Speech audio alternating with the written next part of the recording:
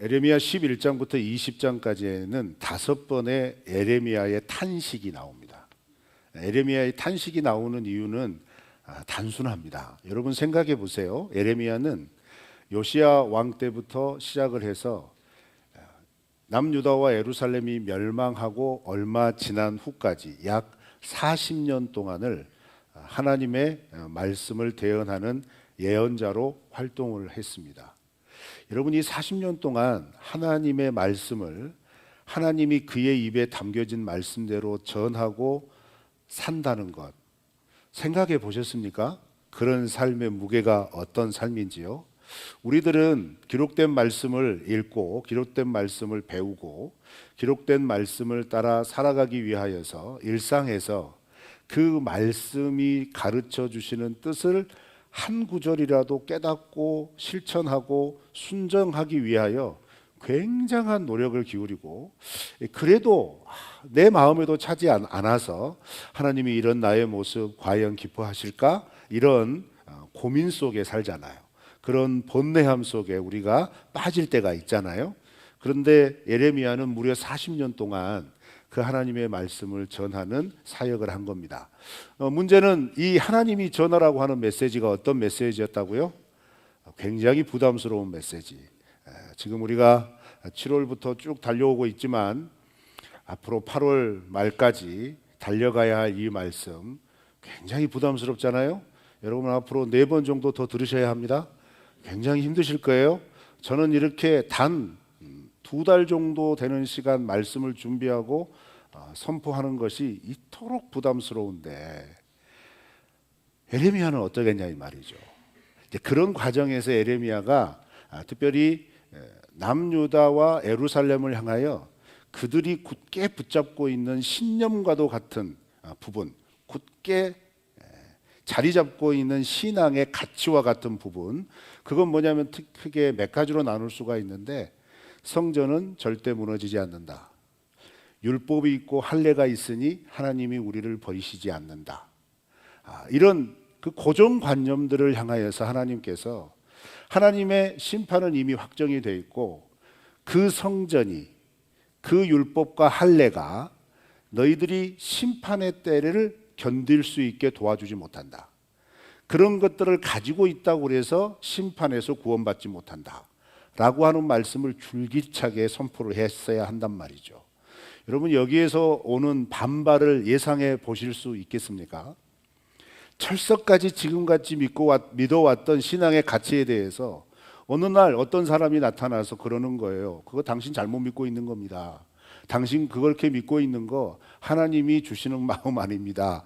이런 말을 전했을 때 이런 표정들이라는 것이죠. 지금 이런 표정들이세요. 그러니 그런 어떤 반응에 대해서 어떻게 감당할 수 있을까요?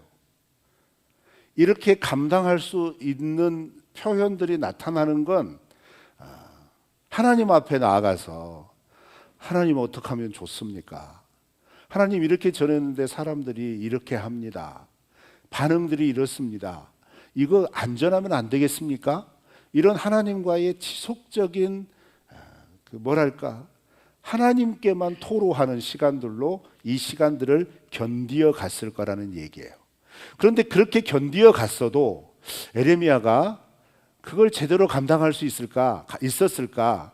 그거 담대하게 우리가 그냥 에레미야 같은 선지자에게 하나님은 능력을 주셨으니까 그거 쉽게 감당했을 거야 라고 생각하지만 아니에요. 본문부터 시작을 해서 20장 사이에 총 5번의 에레미야의 탄식이 나오는데 그 탄식 속에는 굉장한 좌절감과 굉장한 고난받음으로 인한 상실감 그리고 고통스러움, 그것들이 그대로 표현이 되어 있습니다. 그리고 이렇게 그대로 표현되어져 있는 부분들을 가감없이 기록해 놓아서 예레미야와 하나님과의 대화 속에서 하나님께서 오늘 우리들에게 알려주시고자 하시는, 깨닫고자 하시는 마음들이 담겨져 있다는 것이죠. 이 말씀들을 통하여 오늘 주시는 하나님의 말씀에 하나님께서 깨우쳐 주시는 무언가가 있으시기를 주님의 이름으로 축원합니다.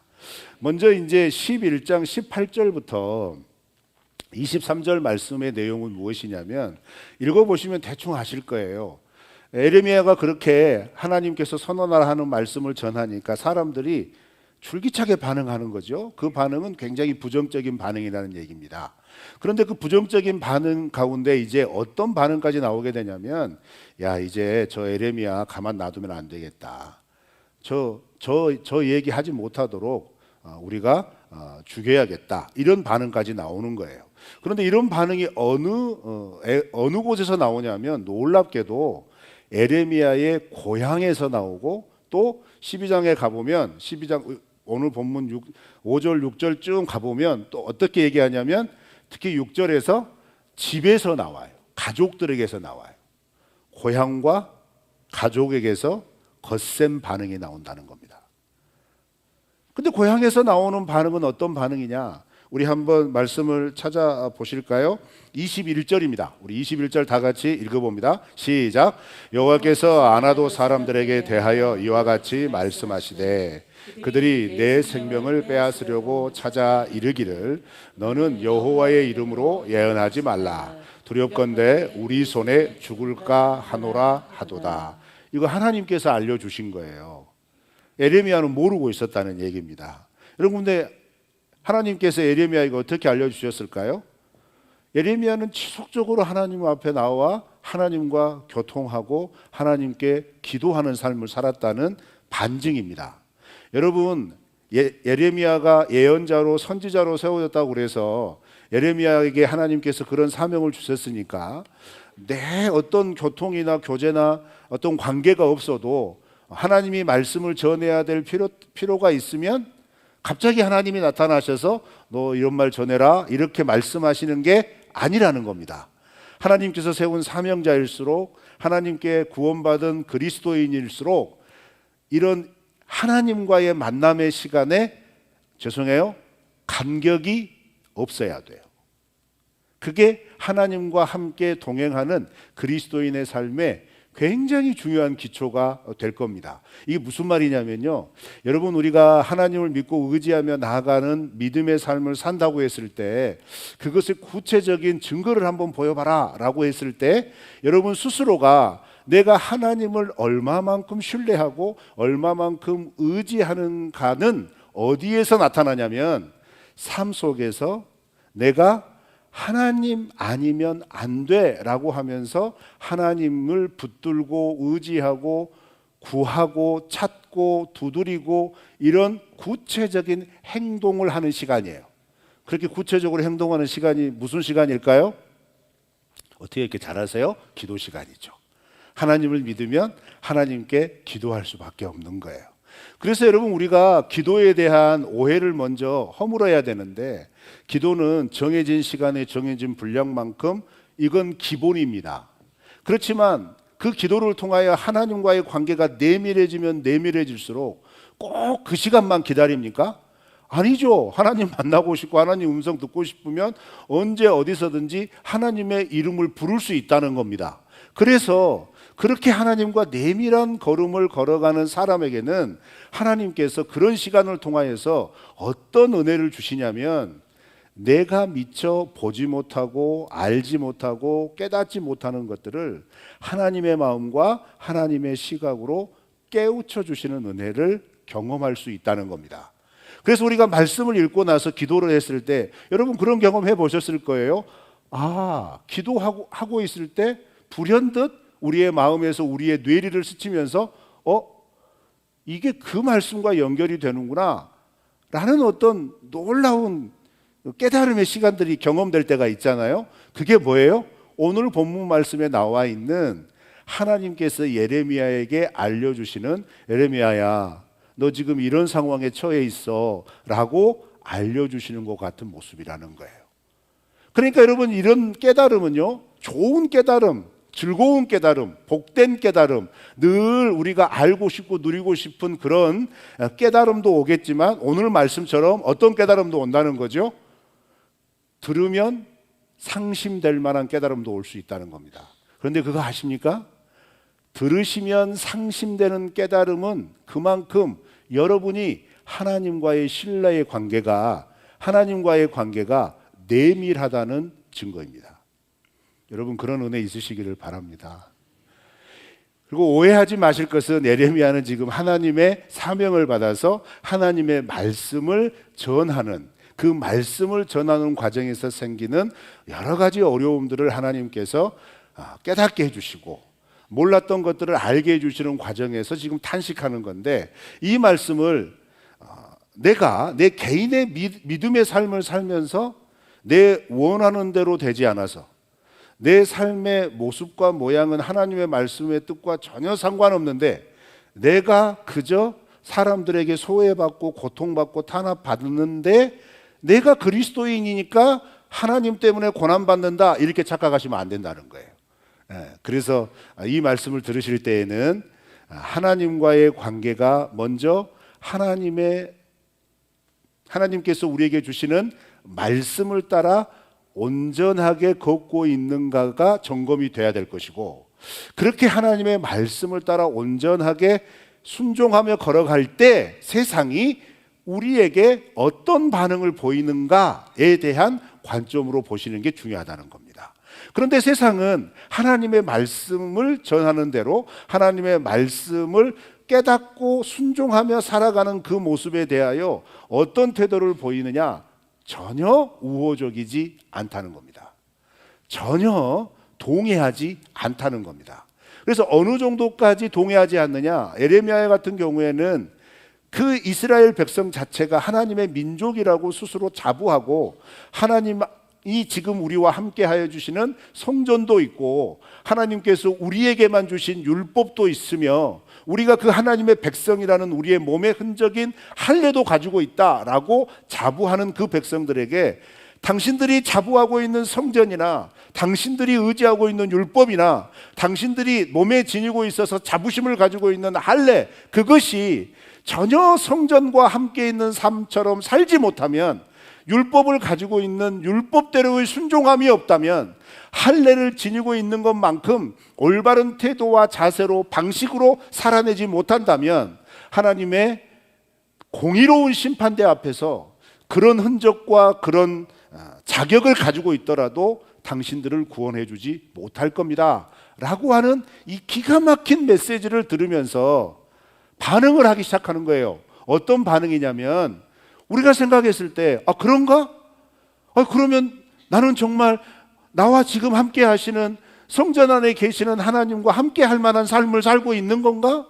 그 하나님께서 주시는 율법의 가치를 따라 나는 그 율법을 철저하게 지키며 살고 있는 건가? 이렇게 돌아보면 참 좋겠는데 무슨 소리야? 말도 안 되는 소리 하지 마. 나에게는 여전히 성전이 있고 나에게는 여전히 율법이 있는데 너 왜 그런 말 하는 거야? 라고 지금 굉장한 반발을 하고 있다는 거예요. 그런데 그 반발의 중심이 누구냐? 아나도 사람이라는 겁니다. 왜 이런 일이 벌어졌을까요? 먼저 역사적인 관점에서 보면 이 메시지, 이 반응은 어느 때쯤 나온 것으로 우리가 추측할 수 있냐면 요시야 왕 때 나온 일입니다. 여러분, 요시야 왕이 종교 개혁을 했다고 제가 말씀을 드렸잖아요. 요시야 왕의 종교 개혁의 핵심 중에 하나가 뭐냐면 중앙성소를 만드는 겁니다. 그 이전까지는 바알 제일을 섬기듯이 주요 지역에 성전과 비슷한 장소가 있어서 거기에서 제사를 드리고 거기에서 율법을 가르쳤단 말이에요. 그런 비슷한 형태를 가지고 있었는데 요시야 왕이 종교개혁을 딱 이끌기 시작하면서 예루살렘 솔로몬이 지었던 성전을 중앙화합니다. 이건 굉장히 정치적인 의도가 있는 거예요. 그런 것까지 우리가 설명하게 되면 굉장히 복잡한 것이 되지만 중앙화하기 시작하면서 바꿔지는 시스템이 있습니다. 구조가 있습니다. 어떤 구조가 있느냐? 여러분, 출애굽하고 가나안에 정착을 했을 때 하나님께서는 하나님의 것이라고 소유 삼은 레위인들에게 어떤 사명을 주셨냐면 이 가나안 땅 48개의 성읍으로 흩어져라 라고 말씀을 하셨어요. 그리고 그렇게 흩어진 레위인들에게는 분명한 사명을 주셨는데 거기에서 너희들에게 가르쳐준 율법을 백성들에게 가르쳐라, 지속적으로 가르쳐라 라고 말합니다. 그리고 여러분 생각해 보세요. 중앙성소의 개념은 우리가 솔로몬 왕이 성전을 세울 때부터 그렇게 되었나? 이렇게 생각할 수 있을 정도로 그 전까지는 하나님께 제사를 드리는 장소가 두어 곳이 있을 것이라고 추측을 했었어요. 그래서 실제로 솔로몬이 성전을 짓기 전에 왕이 즉위식을 할 때는 어디로 갔었냐면 실로에 있는 그 성막에게 갔단 말이죠. 그리고 솔로몬 사후에 이스라엘이 두 나라로 갈려졌잖아요. 남과 북으로 갈려졌잖아요. 그런 인식이 있었기 때문에 북이스라엘은 어떤 정책을 취하냐면 자기들의 성전을 만든 거예요. 그래서 여기에서 제사 드려야 되니까 굳이 예루살렘 올라가지 마라, 이렇게 얘기를 하게 된 거죠. 이런 개념이 있었기 때문에, 이런 역사적인 관습 때문에 으로 인해서 주요 여러 곳에 제사를 드리는 거점이 있었을 것이라고 얘기를 해요. 그런데 요시야 종교계의 핵심은 뭐냐? 그걸 다 통폐합해 버린 거예요. 통폐합하게 되면서 나타나는 현상이 뭐냐면 그 제사를 섬기기 위한 제사장의 사역 구조가 바뀌는 거예요. 그 전에는 제사를 드리는 곳에서 제사장이 그곳에서 제사를 집례하면서, 여러분 이 제사의 역할이 뭐예요? 제사를 통하여서 하나님께 드려지는 그 제물의 용도가 뭡니까? 번제를 제외하고는 나머지 4개의 제사를 드릴 때 드려지는 그 제물의 어떤 부위들은, 정해진 부위들은 제사장의 양식으로 삼는 거예요. 자, 그런데 생각해 보세요. 그 제사 드리는 곳이 예루살렘으로 딱 집중화됐어요. 어떤 일이 벌어질까요? 계산이 되시죠? 여러분이 제사장으로 생각해 보세요. 전주에서 제사를 드리는 곳이 있었는데 앞으로 서울에만 가서 제사를 드려야 한다는 거예요. 그런데 그 일을 감당하는 제사장이 이제 아무런 일을 안 할 수는 없으니까 순번을 짠 겁니다. 자, 순번을 짜게 되면 어떤 일이 벌어져요? 순번에 들어간 사람들만 그 제사를 집전해서 제사에서 나오는 제물이 돌아오는 거예요. 그러면 제사장의 삶이 어떻게 될까요? 자, 알아듣기 쉽게 수입이 줄어드는 겁니다. 지금 설명을 잘 못 알아들으시는 것 같아서, 여러분 이게 이것과 관련되니까 요시아의 종교개혁이 어떻게 되는 거예요? 아니, 실패라고 생각하지 마시고 굉장한 반발이 부딪히게 되는 겁니다. 자, 그런데 예레미야는 요시아 왕의 종교개혁을 지지했단 말이에요. 그러니까 같은 제사장 그룹, 특히 그 제사장 출신들이 모여 살고 있었던 아나도 사람들은 어떤 반응 보이게 했어요? 저거 배신자다. 이게 정치적인 배경입니다. 역사적인 배경인 거예요. 그런데 여기에 정치적인 배신자야 라고 낙인을 찍혔는데, 쟤는 우리 입장이 아니라 왕 입장만 생각하는구나, 우리의 삶은 그럼 어떡하란 말이냐, 이런 어떤 반발감이 있는데, 여기에 더 확실하게 제 예레미야 안 되겠어 라고 정리하게 된 것들이 뭐냐? 예레미야가 선포하는 말씀입니다. 그 말씀이 뭐예요? 성전 건물만 중요시하면 뭐하냐? 율법 가지고만 있으면 뭐하냐? 할례 받았다고 구원받을 수 있나? 이런 거예요.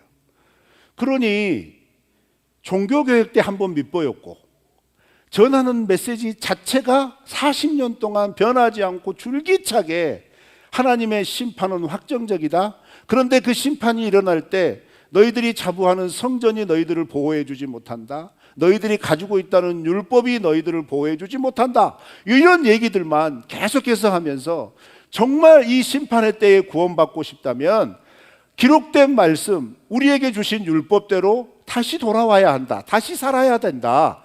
가지고 있는 율법이 중요한 게 아니라 율법의 가르침으로 살아가는 게 중요하다. 성전 자체가 중요한 게 아니라 성전 안에 계신 하나님과의 올바르고 내밀한 관계가 중요한 거다. 이런 얘기를 하는 예레미야가 곱게 보일 리 없는 거예요. 그리고 또 결정적으로 그런 예언을 딱 선포를 했다면, 이 선지자가, 이 예언자가 정말 하나님이 세운 선지자인가, 아니면 하나님이 세우지 않았는데 자기 말대로 전하는 거짓 예언자인가 선지자인가를 판가름하는 기준이 있어요. 그 기준이 뭐냐면 예언한 대로 이루어지는가에 따른 거예요. 자, 여러분, 그런데 예레미야의 예언은 40년 동안 진행된 예언이라고 그랬잖아요. 그러면 초창기 40년 초창기에 선포된 예언이 40년 뒤에 이루어지는 거예요. 그 안에 무수한 시간들이 있을 것 아닙니까? 그런데 그 시간 동안 심판의 증거들이 보이질 않는 거예요. 다른 선지자나 종교 지도자들은 줄기차게 우리는 평안하다, 평안하다, 이런 메시지만 외치고 극도로 혼란스러운 국제관계 속에서 다른 선지자들이 모두가 얘기하는 어떤 방향이나 어떤 태도나 어떤 자세와는 전혀 다른, 예레미야와 스바냐만, 오직 두 사람만 그들이 말하는 것과 전혀 다르게 선포한단 말이에요. 자, 그러면 대부분의 제사장이나 대부분의 선지자들이나 종교 지도자들이 이 예레미야를 바라볼 때 이 예레미야는 어떤 사람일 것 같아요? 거짓 선지자인 거예요. 그래서 오늘 11장 18절부터 23절까지의 말씀에서 나와 있는 그들의 인식은 무엇이냐면 예레미야는 거짓 예언자다라는 것을 확정을 한 겁니다. 그러면 거짓 예언자는 어떻게 해야 돼요? 신명기의 법에 따르면 죽여야 합니다. 그러니까 하나도 사람들이 예레미야를 죽이려고 하는 건 어디에서 나온 말이에요? 자기들도 알고 있는 율법에서 나온 거예요. 그러니 이거 포기 못하는 겁니다. 그런데 예레미야는 이거 사실을 잘 모르고 있었던 거예요. 그런데 하나님과 깊이 교제하는 가운데, 기도하는 가운데 하나님이 예레미야야, 지금 사람들이 너에게 이런 말 하고 있어. 네 고향 사람들이 너를 죽이려고 이렇게 음모를 꾸미고 있어. 심지어 너의 집안 사람들도 네가 예언 못하도록 너를 막을 거야. 이렇게 알려주고 계시는 거예요. 여러분, 이 상황에서 어떻게 하시겠습니까? 그러니까 12장 1절부터 6절 말씀은 그 이야기들은 예레미야의 탄식입니다. 탄식인데 어떻게 탄식하느냐? 하나님께 질문 던져요. 하나님, 나는 하나님께서 전하라 한 대로 이 말씀을 전했고 하나님의 말씀이라 하여서 믿음으로 전했는데 그 말이 아닌 다른 말을 전하는 사람, 하나님은 심판이라고 말씀하시는데 대부분의 사람들은 평안이라고 말하고 있는데 그렇게 평안이라고 말하는 그 사람들은 왜 잘 됩니까? 아니, 하나님이 나에게 주신 말씀이라면 이 말씀대로 이루어져서 하나님의 하나님 되심을 증거를 해 주셔야죠. 그런데 시간이 지나도 하나님이 말씀하시는 대로 이루어지지는 않고 오히려 이 사람들이 말하는 것처럼 겉으로 보기에는 아무 일도 일어나지 않지 않습니까? 그걸 어떻게 표현해요? 악인들이 형통한 것이 어찌 된 것입니까? 하나님이 나에게 말씀하라고 전해준 그 말씀을 전한 나의 말은 전혀 이루어지지 않는 것 같은데 하나님이 전하라고 하는 말과 비교해서 거짓되고 악한 말을 전하는 그 악한 사람들은 더 잘 먹고 잘 삽니다. 하나님은 어떻게 된 겁니까? 하면서 탄식하는 거예요. 그러니까 하나님이 어떤 대답을 하시느냐, 거기에 대해서 뭔 변명을 하시는 게 아니고요, 참 하나님 이거 곰곰이 생각하지 않으면 굉장히 어려운, 마음 어려운 말씀을 하신 거예요. 그 말씀이 뭐냐면 5절 말씀이에요. 다 같이 5절 읽어볼까요? 12장 5절입니다. 시작. 만일 내가 보행자와 함께 달려도 피곤하면 어찌 능히 말과 경주하겠느냐.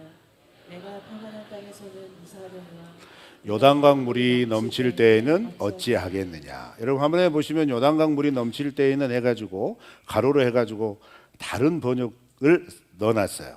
요단의 높음에서는, 혹은 요단의 울창한 숲에서는, 이런 이제 의미죠.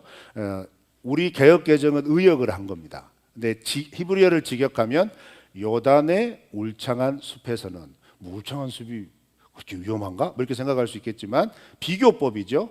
평안한 땅에서는 어떤 위협도 없어요. 그런데 울창한 숲에서는 짐승들 많겠죠. 야생동물 많겠죠.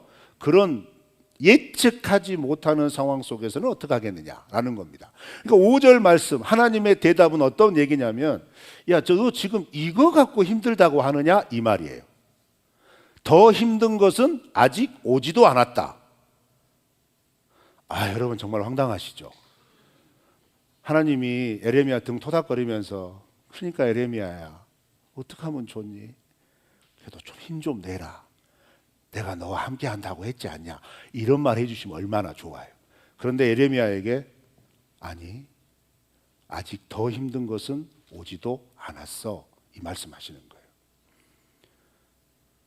여러분 지금 예레미야에게 말씀하시니까 여러분들이 별로 공감 안 하시죠? 만약 이걸 여러분의 삶 속에 하나님께서 나타나셔서 여러분에게 이 말씀하셨어요. 어떻게 하시겠습니까?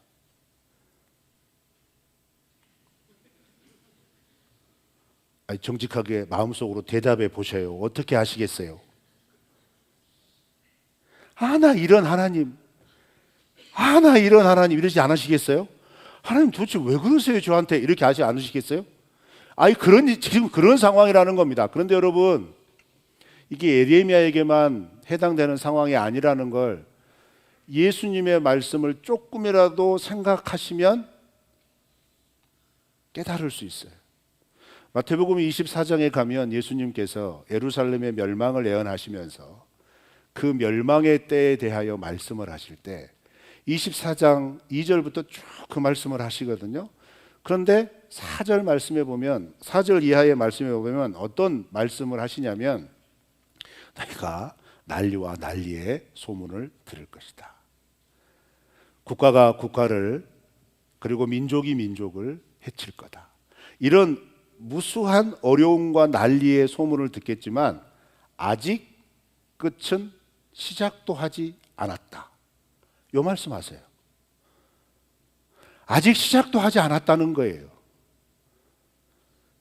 예수님이 그의 제자들에게 예루살렘의 멸망을 선언하신 것은 무엇 때문에 선언하신 거냐면 자신의 십자가의 죽음을 설명하시면서 설명하신 겁니다. 그런데 그 십자가의 죽음은 필연적으로 무엇을 가져오냐면 제자들의 고난과 핍박을 전제하는 거예요. 그런데 예수님께서 그렇게 고난과 핍박을 얘기를 하시면서 예루살렘의 멸망, 세상의 종말 아직 시작도 안 됐다 이렇게 말씀하시는 거죠. 그러면서 제자들에게 더 말하는 거예요. 너희들이 이 하나님 나라의 복음을 증거하려고 할 때는 지금보다 더 가혹한 고난에 직면하게 될 거다. 예수 그리스도의 복음을 증거한다는 것 때문에 아비가 너희를 팔 거다. 아들이 너희를 팔 거다. 너희들을 공회에 세울 거다. 너희들을 사형장에 세울 거다. 이 말씀을 쭉 이어가세요. 근데 아시죠 여러분? 이 말씀은 우리 주님이 이 땅에 다시 오시기 전에 우리가 겪어야 할 삶으로 상징되기도 합니다. 여러분 예수 그리스도의 복음을 받아들이고 예수 그리스도의 제자로서의 삶을 살아가는 걸음에는 하나님이 주시는 축복과 은총 분명합니다. 그렇지만 이 하나님의 영광된 구원의 축복과 영광된 하나님의 인도하심의 은혜의 여정 속에는 반드시 이 세상의 거센 핍박과 거센 고난과 이 세상이 우리를 거스리려고 하는 포기하지 않는 고통이 기다리고 있다는 거예요. 그런데 예수님도 어떤 표현을 하셨냐면 아직 시작도 안 했다. 이렇게 말씀하시는 거죠. 제가 지금 성경에 기록된 말씀을 드리고 있는 거예요. 충격받지 마세요. 이걸 알려주신 겁니다. 왜 알려주셨을까요? 하나님께서 예레미야에게 전혀 깨닫지 못하고 있었던 부분을 예레미야야 너 네 고향 사람들이 널 죽일 거야. 죽이려고 할 거야. 네 집안 사람이 너를 가만두지 않을 거야. 이 말씀 왜 해주셨을까요? 딱 하나입니다. 그런 상황은 일어날 수밖에 없다는 거예요. 구원받고 믿음의 삶을 살아갈 때 내가 말씀대로 구원받은 자의 삶을 살아가는 여정에는 반드시 세상의 거센 도전이 있을 수밖에 없다는 겁니다. 그 거센 도전 속에서 하나님 어떻게 하라는 거죠? 더욱 나를 신뢰해야 한다라는 겁니다. 자, 여러분 오늘 본문 말씀 6절을 한번 읽어볼까요? 6절 본문 6절 말씀입니다. 시작. 내 형제와 아버지의 집이라도 너를 속이며 내 뒤에서 크게 외치나니 그들이 내게 좋은 말을 할지라도 너는 믿지 말지니라. 자, 후반절 보세요. 내 형제와 아버지의 집이라도 너를 속이며 내 뒤에서 크게 외칠 거다. 그 말은 뭐예요? 여러 가지 감언이설로 너 그 말 전하지 말아라. 야, 좋은 게 좋은 거 아니냐. 야, 믿으려면 곱게 믿어라. 왜 너만 그러니? 너 참 별나게 믿는다. 그냥 그냥 그렇게 믿으면 안 되겠니? 이런 말을 한다는 거예요. 그런데 하나님께서 그런 상황 속에 있는 에레미야에게 6절 하반절에서 분명히 얘기하는 거예요. 너는 그 말을 듣지 말아라. 그런데 이 말씀을 예수님도 똑같이 하셨어요. 마태복음 24장 4절이에요. 그 4절 말씀에 뭐라고 되어 있는지 아세요? 여기저기에서 그리스도가 나타날 거라고 얘기할 거다. 사람의 말에 미혹되지 말아라. 이 말씀이 거기에 기록되어 있어요. 여러분, 그러면 이 말이 무슨 말일까요? 그리스도인의 삶을 살아간다는 건 이 세상이 하는 말, 나와 가장 가까운 사람이 하는 말, 그 말을 따라 살아가는 삶이 아니라 그 사람들이 무슨 말을 하더라도 하나님께서 우리에게 주신 하나님의 말씀을 붙잡고 신뢰하며 살아가야 하는 길이라는 겁니다. 그런데 그 길을 따라갈 때는 여러분, 인정하셔야 돼요. 고통스럽습니다. 사람들에게 외면받을 겁니다.